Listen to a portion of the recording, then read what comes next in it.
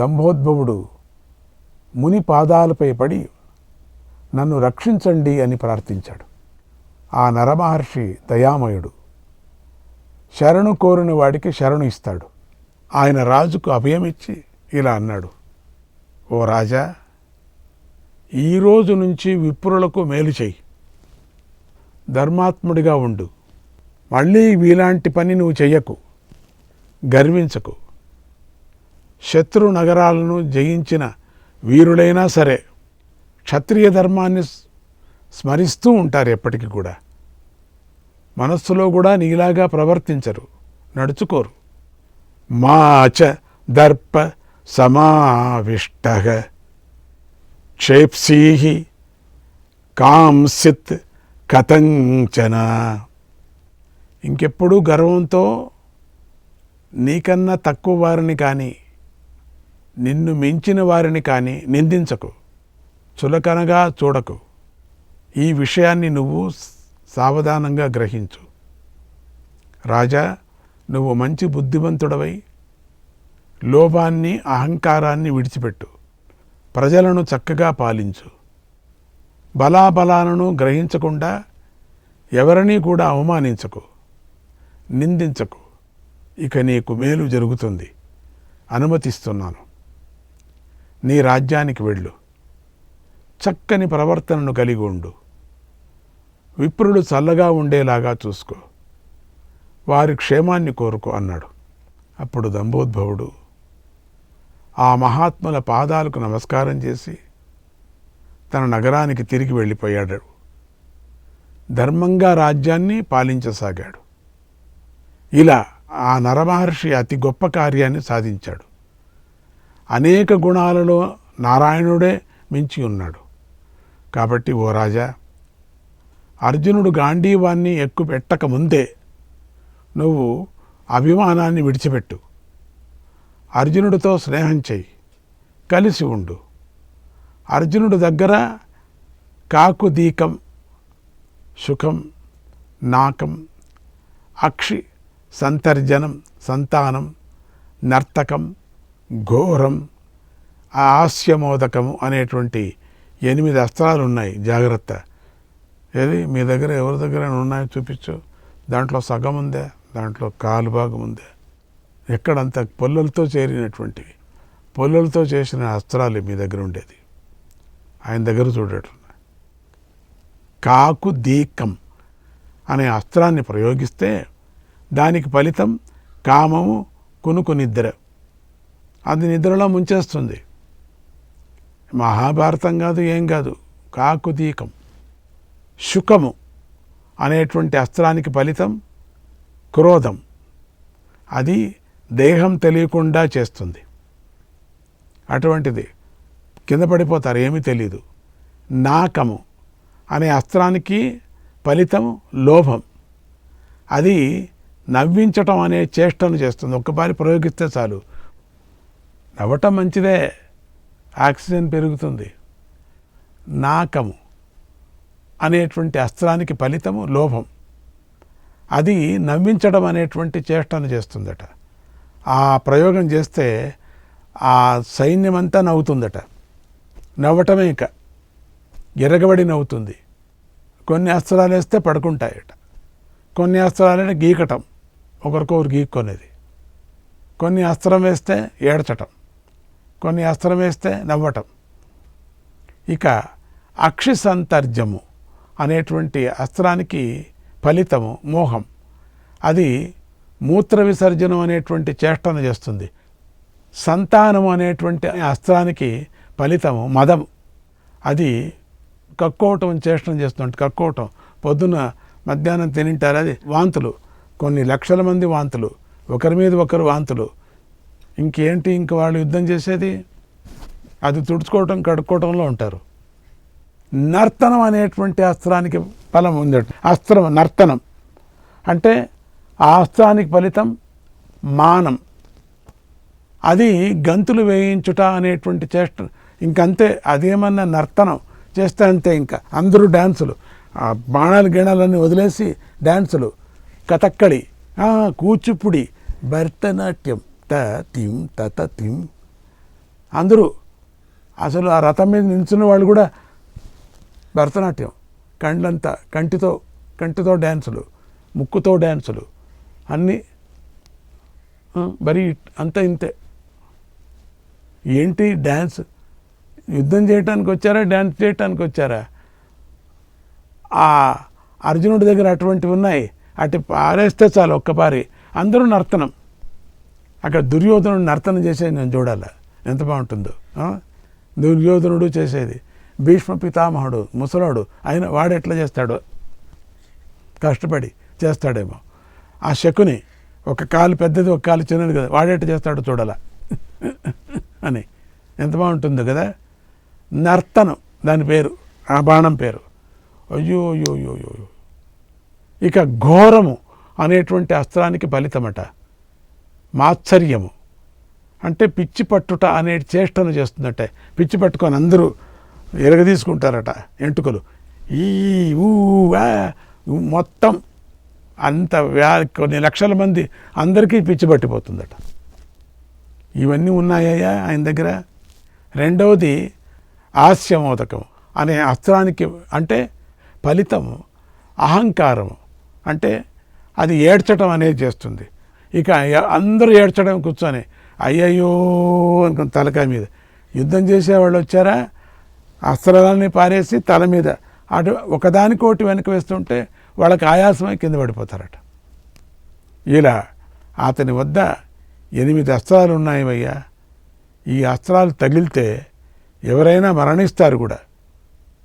కేవలం పైన వేస్తాడు, దాని యొక్క ప్రభావంతో వాళ్ళు అట్ట ఆడతారు. ఒకవేళ ఆ అస్త్రాలు వచ్చి తగిలితే మరణిస్తారు. 8 అస్త్రాలు కామ, క్రోధ, లోభ, మోహ, మద, మాన, మాత్సర్య, అహంకారాలను ప్రతీకారాలు ఇవన్నీ కూడా. ఈ అస్త్రాల ప్రయోగానికి బాధించబడ్డవారు కొందరు పిచ్చివారులుగా ప్రవర్తిస్తారు, కొందరు చైతన్యాన్ని కోల్పోయిన నిశ్చేష్టులు అవుతారు, కొందరు అక్కడే నిద్రపోతారు గొరక పెట్టుకొని, కొందరు నిద్రపోతారు, కొందరు ఎగురుతారు, కొందరు కుంటుకొని బయటకు వెళ్ళిపోతారు, కొందరు మలమూత్రాలను విసర్జన చేసుకుంటూ వెళ్ళిపోతారు, కొందరు నవ్వుతూ ఏడుస్తూ ఉంటారు. నిర్మాత సర్వలోకానాం ఈశ్వరక సర్వకర్మవిత్ యస్య నారాయణో బంధుః అర్జునో దుస్సఖో యుధి. ఓ రాజా, సర్వలోక సృష్టికర్త అయినటువంటి నారాయణుడి బంధువే అర్జునుడు. ఆ అర్జునుడిని యుద్ధంలో ఎదిరించడం అసాధ్యం. యుద్ధంలో అర్జునుడు అసమానుడై ఉంటాడు. ఆ కపిధ్వజుడు జయశీలుడై ఉంటాడు. అర్జునుని ఎవరు ఎదిరించలేరు.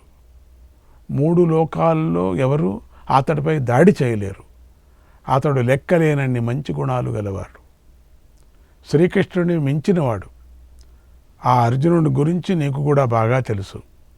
నరనారాయణౌ యౌ తౌ తావేవార్జున కేశవం విజానీహి మకారాజ ప్రవీరౌ పురుషోత్తమౌ.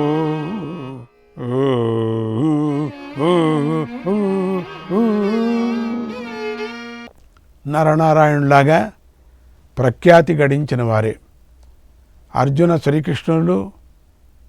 అయ్యా మహారాజా, వీరిద్దరూ గొప్ప వీరుడు, పురుషోత్తములు అని గ్రహించు. వీళ్ళను పురుషోత్తములు అని గ్రహించు, కానీ సామాన్యం అనుకోకూడదు. నువ్వు ఎప్పటికీ నువ్వు అనుకోవద్దు. ఈ విషయం నీకు సరిగా అర్థం అయితే, నన్ను సందేహించకపోతే, గొప్ప మనస్సును కలిగి ఉండి పాండవులతో సంధి చేసుకో. మనం విడిపోకూడదని భావిస్తే, మేలు చేస్తుందని నీకు అనిపిస్తే సంధి చేసుకో. యుద్ధం వైపు మనస్సు పెట్టకు, యుద్ధం గురించి ఆలోచించకు. నీ వంశం ఈ లోకంలో మంచి కీర్తిని కలిగి ఉంది. ఆ కీర్తిని అలాగే నిలుపుకో, నీకు శుభం జరుగుతుంది. నీ అభివృద్ధి, నీ మేలు గురించే ఆలోచించుకో అన్నాడు పరశురాముడు. పరశురాముడు ఇంత చెప్పాడు. శ్రీకృష్ణాయ పరమాత్మనే నమః. 97వ అధ్యాయం. నిండు సభలో పరశురాముడు దుర్యోధనుడికి మంచి మాటలు చెప్పిన తర్వాత పూజ్యుడైన కణ్వ మహర్షి ఇలా చెప్పాడు.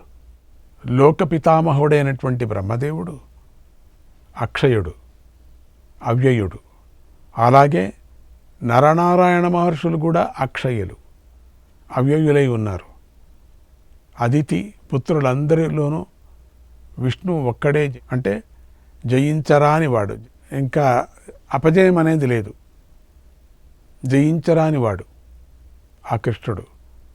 అందుకని స్వామిని అవ్యయుడు, శాశ్వతుడు, సర్వసమర్థుడు, సనాతన పరమేశ్వరుడు. మిగిలిన వారందరూ కూడా నశిస్తారు.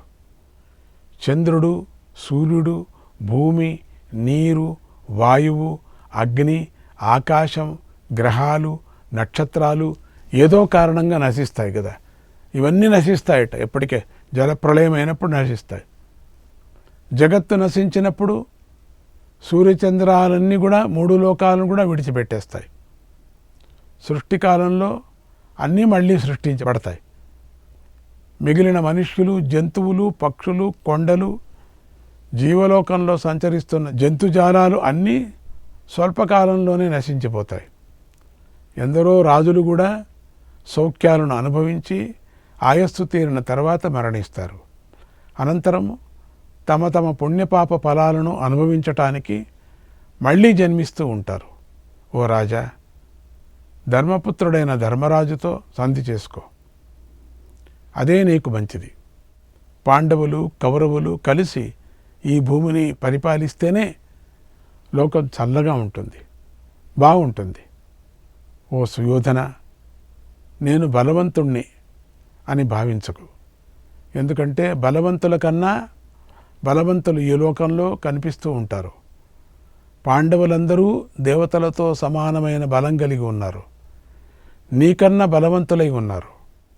ఇటువంటి సందర్భంలో మాతలి కన్యాదానం చేయాలని కోరుకుంటూ వరుడికై అన్వేషిస్తున్న ఒక పురాతన కథను పెద్దలు ఉదాహరణంగా చెబుతారు. ఆ కథ చెబుతాను విను. ముల్లోకాలకు అధిపతి అయినటువంటి ఇంద్రుడికి మాతలి అనేటువంటి సారథి ఉన్నాడు. ఆయనకు ఒకే ఒక కుమార్తె ఉంది. ఆమె ఎంతో అందగత్తె, మంచి రూపవంతరాలు అని ప్రసిద్ధి చెందింది. ఆమె పేరు గుణకేశి. ఆమె తన శరీర సౌందర్యంతో, రూపంతో అప్పటి స్త్రీలందరినీ మించుంది, ప్రకాశిస్తుంది. ఆమెకు పెళ్లి చేయవలసినటువంటి వయస్సు వచ్చిందని మాతలి గ్రహించాడు. ఆమెకి పెళ్లి చేయాలని ఆలోచిస్తూ తన భార్యతో చర్చిస్తూ ఉండేవాడు. గుణకేశి గొప్ప శీలం, స్వభావం కలది, కీర్తి గలది, చక్కని మనస్తత్వం కలది. ఉన్నత వంశంలో చక్కని ఆడపిల్ల పుట్టడం ఇబ్బంది కలిగిస్తుంది. నిజమే. కన్య తన తల్లి వంశాన్ని, తండ్రి వంశాన్ని మెట్టిన ఇంటిలోని సత్పురుషులను కూడా సందేహంలో పడివేస్తుంది. అంటే ఆమె గుణాలకు తగిన వరుణ్ణి వెతికి తీసుకొని రావటం ఎంతో కష్టమైన పని, చాలా ఇబ్బంది కూడా అవుతుంది. నేను మానవ దృష్టిని అనుసరించి దేవలోకంలోనూ మానవలోకంలోనూ అంతా వెతికాను, కానీ ఏ ఒక్క వరుడు కూడా నాకు నచ్చలేదు. నా కూతురికి మాతలి కూడా వరుడు కోసం దేవతల్లోనూ, రాక్షసుల్లోనూ, గంధర్వుల్లోనూ, మనుష్యులలోనూ, మహర్షులలోనూ ఎంతగానో వెతికాడు. కానీ ఎవరూ నచ్చలేదు. సరైన వరుడు దొరకలేదు. ఒకనాడు రాత్రి మాతలి తన భార్య అయినటువంటి సుధర్మతో మాట్లాడాడు. నాగలోకానికి వెళ్ళాలి అనుకున్నాడు. తన పుత్రిక అయినటువంటి గుణకేశికి తగిన వరుడు దేవతల్లో లేడు, మానవుల్లో లేడు, కాబట్టి నాగలోకంలో ఉండవచ్చు అనుకున్నాడు. ఆ అభిప్రాయాన్ని మాతలి భార్య అయినటువంటి సుధర్మ కూడా సమ్మతించింది. తర్వాత మాతలి తన ఇష్టదేవతకు నమస్కారం పెట్టి ప్రదక్షిణం చేశాడు. కూతురి శిరస్సు మీద ముద్దు పెట్టుకున్నాడు. భూలోకానికి వచ్చాడు. శ్రీకృష్ణాయ పరమాత్మనే నమః. 98వ అధ్యాయం. కణ్వ మహర్షి దుర్యోధనుడికి ఇలా చెప్పాడు. ఓ దుర్యోధన, మాతలి నాగలోకానికి వెళ్ళాలనుకున్నాడు. దారిలో నడుస్తూ అనుకోకుండా నారద మహర్షిని దర్శించాడు. అప్పుడు నారద మహర్షి వరుణదేవుడిని చూడాలని వెళుతూ ఉన్నాడు. ఆయన మాతల్ని చూసి, ఓ దేవసారథి, ఎక్కడికి వెళుతున్నావు? సొంత పని మీద వెళుతున్నావా లేదా ఇంద్రుడు ఆజ్ఞను పాటించాలని వెళుతున్నావా అని అడిగాడు. అప్పుడు మాతలి తన బాధనంతా ఉన్నది ఉన్నట్లుగా చెప్పాడు. అప్పుడు నారద మహర్షి, ఓ మాతలి, మనమిద్దరం కలిసి వెళదాం. నేను కూడా వరుణదేవుని దర్శించాలని స్వర్గలోకం నుంచి వస్తున్నాను.